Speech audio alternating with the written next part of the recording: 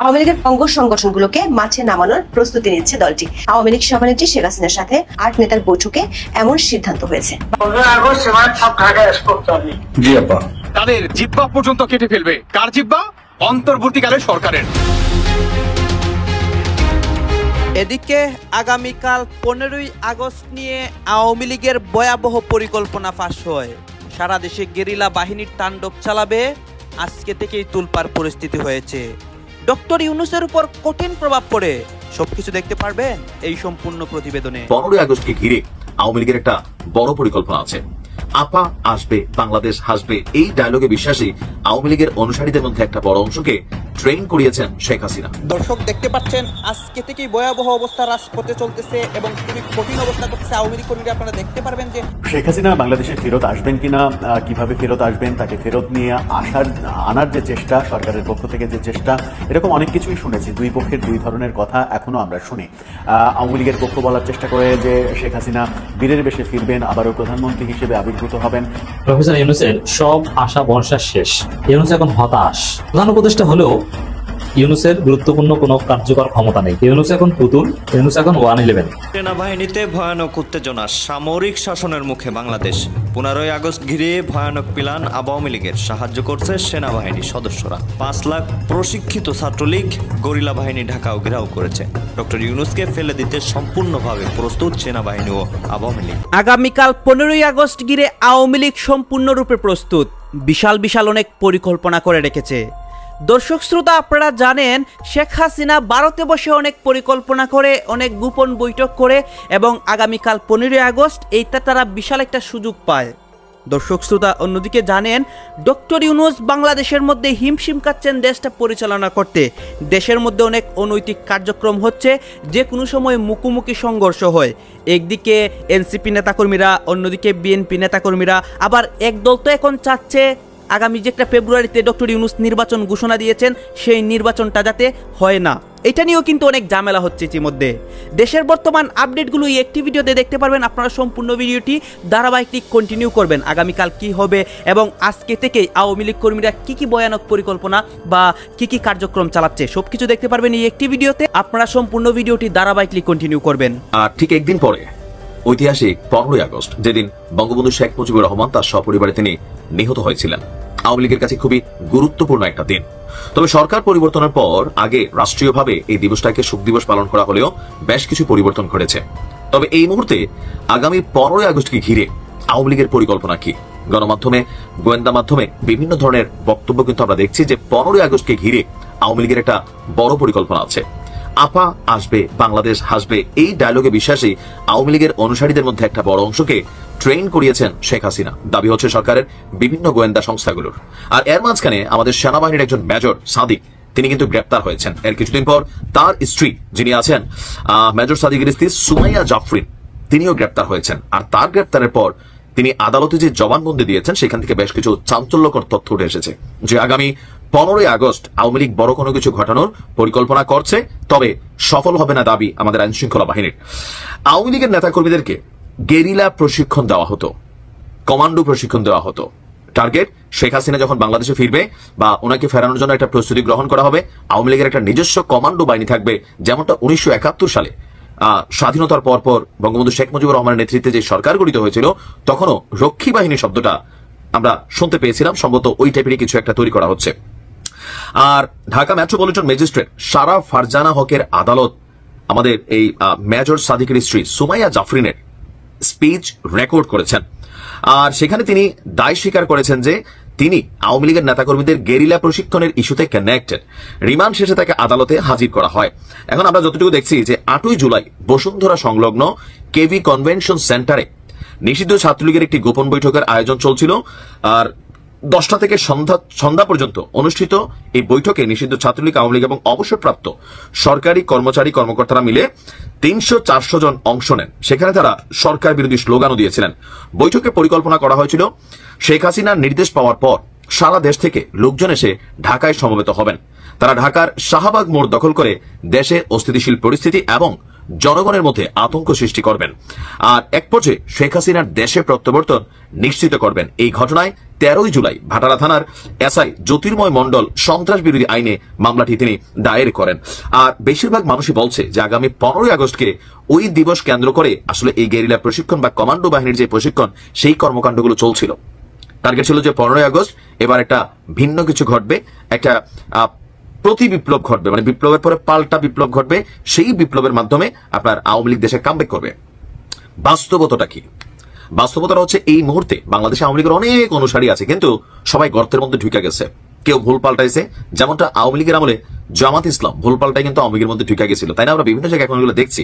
আবার অনেক জায়গায় বিএনপিও মনে করলেন যে চুপচাপ আওয়ামী লীগের সাথে ম্যানেজ করা চলছে। আমি আমার এলাকার অনেকেরই চিনি যে আওয়ামী লীগের একদম মানে ঊর্ধ্বতন নেতাদের সাথে বা লোকাল জনপ্রিয় নেতাদের সাথে ঘুরতো টুরতো, ছবি তুলতো, এলাকায় মানুষ বুঝতেই পারে নাই এই লোক যে বিএনপি বা জামাত ইসলাম। এখন যখন সরকার পরিবর্তন করছে এখন থেকে তিনি আবার বিএনপির লোক। তো এরকম অনেক জায়গায় আছে যে মানে ভুল পাল্টাইয়া লেজ ধরে তখন চলছে, এখন আবার কোথাও কোথাও চলা হচ্ছে। আপনি দেখবেন বাংলাদেশের অনেক জায়গায় যখন বিএনপির কমিটিগুলো হচ্ছে, ছাত্রদল বা বিভিন্ন জায়গায়, সেখানে আওয়ামী লীগ সংশ্লিষ্ট অনেক ব্যক্তিদেরকে দেখা যাচ্ছে। আবার এনসিপির মধ্যে কিন্তু একই ঘটনা আছে, সরমনয় পীরের হাত পাখার মধ্যে অনেক আওয়ামী লীগ ঢুকে গেছে। তো এরা হচ্ছে কি মানে সার্ভাইভ করা লাগবে। আবার বাংলাদেশে একটা ট্রেন্ড আছে, এই যে আওয়ামী লীগের একজন মানুষ তিনি হয়তো রাজনীতি করতেন, এলাকার একটা পোস্টে কমিটিতে ছিলেন, কিন্তু কোনো খারাপ মানুষ না, বাট সরকার পরিবর্তনের পর এই লোক ব্যবসা চালাতে হবে, এখন তাকে কোনো না কোনো একটা লেয়াজু মেনটেন করে বুঝ দিয়া চলা লাগতেছে, কারণ বাংলাদেশে আমরা এই কাজগুলা করি। এখন বাস্তবতা হচ্ছে আওয়ামী লীগের ফিরে আসা, আমি আমার প্রত্যেকটা ভিডিওতে বলি, ন্যূনতম 6 বছরের আগে আওয়ামী লীগের এই দেশে ফিরে আসা, রাজনীতি করা, এগুলো অনেক কঠিন হয়ে যাবে। আপনি পারসেপশনটা বুঝতে হবে। আর সমস্যা হয় কি, দীর্ঘদিন ক্ষমতায় থাকার পরে আওয়ামী লীগের নেতাকর্মীদের কাছে একটা দুঃস্বপ্নের মতন মনে হচ্ছে, বাট এটা ঘটবে। আমরা যারা কথা বলছি আমাদেরকে আইনি মার পেছে ফেলা হয়েছিল না, বলতাম তো আগে থেকে যে এরকম একটা দিন আসবে। আবার এখনো যারা বিভিন্ন দলের মধ্যে অতি উৎসাহী ভূমিকায় আছেন, এটা মাথায় রাখতে হবে, আওয়ামী লীগ সরকারেরও পতন হয়েছিল। আর এত দ্রুত কামব্যাক করা, অ্যাকশন ভূমিকা দিয়ে আপনি সিনেমাটিক স্টাইলে আপনি কামব্যাক করবেন, এটা কিন্তু হবে না। কারণ এই মুহূর্তে বাংলাদেশে রাজনৈতিক দলগুলোর মধ্যে 100টা ইস্যু নিয়ে বিভাজন আছে, কিন্তু বিশ্বাস করেন যখনই শেখ হাসিনা ইস্যু আসে, আওয়ামী লীগ ইস্যু আসে, সবাই একটা জায়গায় চলে আসে। কেন? কারণ আওয়ামী লীগকে যে কোনো মূল্যে রুখতে হবে। আর এই মুহূর্তে টোটাল যে সেটআপমেন্ট, এখানে আওয়ামী লীগের পা রাখার প্রফেসর ইউনূসের সব আশা ভরসা শেষ। ইউনূস এখন হতাশ। প্রধান উপদেষ্টা হলেও ইউনূসের গুরুত্বপূর্ণ কোনো কার্যকর ক্ষমতা নেই। আমি যেটা বলেছি, ইউনূস এখন পুতুল, ইউনূস এখন 111 মিনস যেমন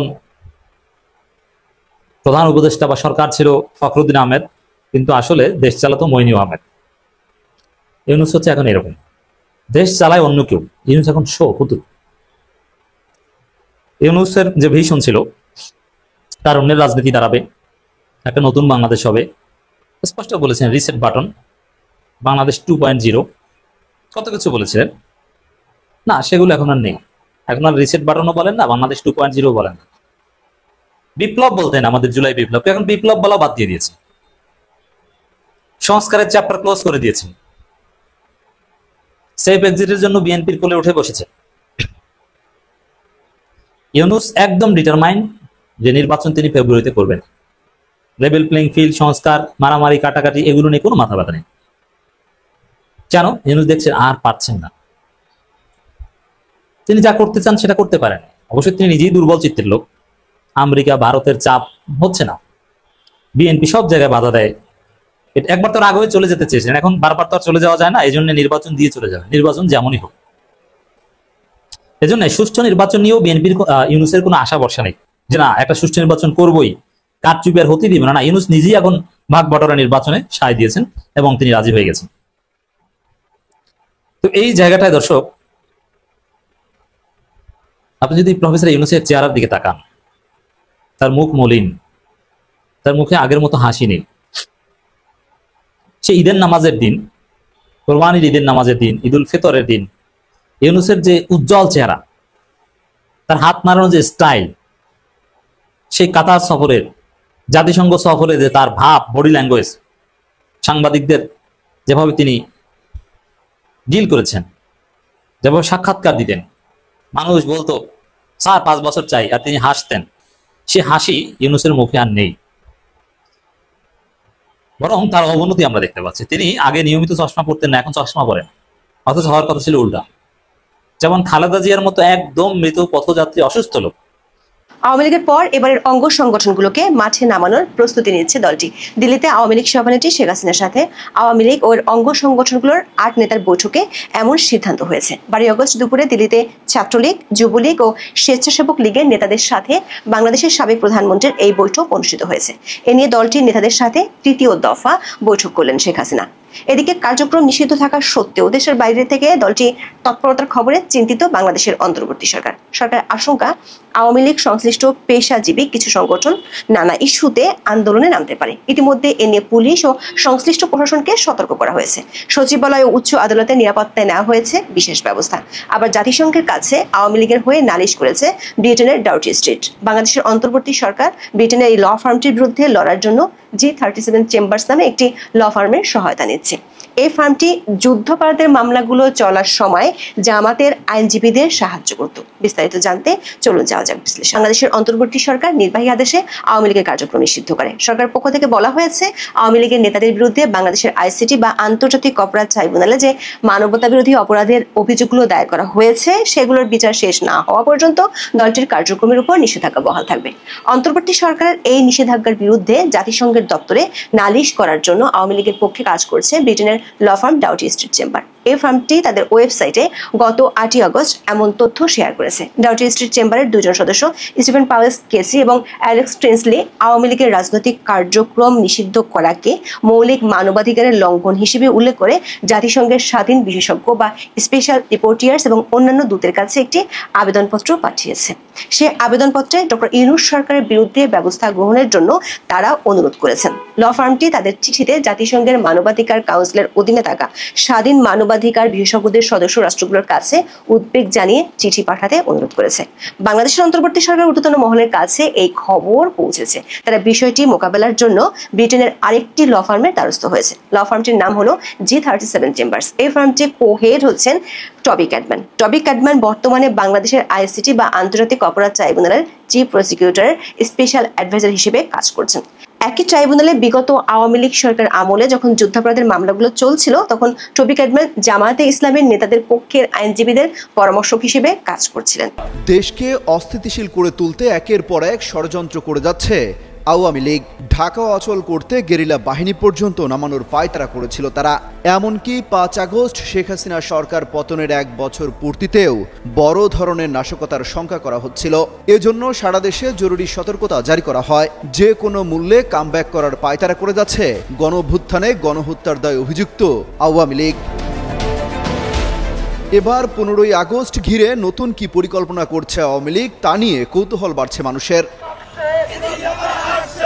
বঙ্গবন্ধু শেখ মুজিবুর রহমানের মৃত্যুবার্ষিকী উপলক্ষে মাসব্যাপী কর্মসূচি রাখত আওয়ামী লীগ। দলটির সব পর্যায়ের নেতারা দেশ ছেড়ে পালানোর পর গত 15ই আগস্টে প্রকাশ্যে কোনো কর্মসূচি চোখে পড়েনি। এবারও তাদের কার্যক্রম নিয়ে এখনও কিছু বলেনি ক্ষমতাচ্যুত আওয়ামী লীগ। তবে খুলনা সহ বিভিন্ন শহরের দেয়ালে দেয়ালে 15ই আগস্টের পোস্টার টাঙানো হচ্ছে। আওয়ামী লীগ নিয়ে বাড়তি সতর্ক অবস্থানে রয়েছে সরকার। প্রধান উপদেষ্টার প্রেস সচিব শফিকুল আলম আগেই হুঁশিয়ারি দিয়েছেন, 15ই আগস্ট ঘিরে কোনো কর্মসূচির আয়োজন করলেই ব্যবস্থা নেওয়া হবে। এমন পরিস্থিতিতে নতুন করে কোনো নাশকতার শঙ্কা দেখছে না আইন শৃঙ্খলা রক্ষাকারী বাহিনী। তবে রাজনৈতিক বিশ্লেষকরা বলছেন যে কোনো সময় দেশে অস্থিতিশীল পরিস্থিতি তৈরি করতে পারে আওয়ামী লীগ। এজন্য প্রস্তুত থাকতে হবে প্রশাসনকে। এদিকে দেশে নির্বাচনী হাওয়া বইছে। আসন্ন নির্বাচনে আওয়ামী লীগের অবস্থান কি হবে তা নিয়ে জনমনে প্রশ্ন আছে। আপনি ভালো আছেন আপা?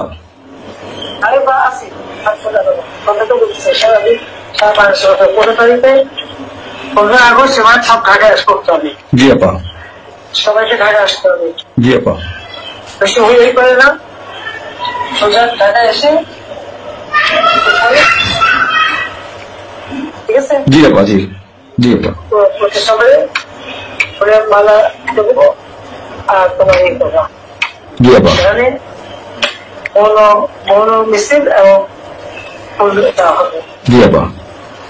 যেখানে বড় সংযোগ যত লোক করবে। জি আপা। জি।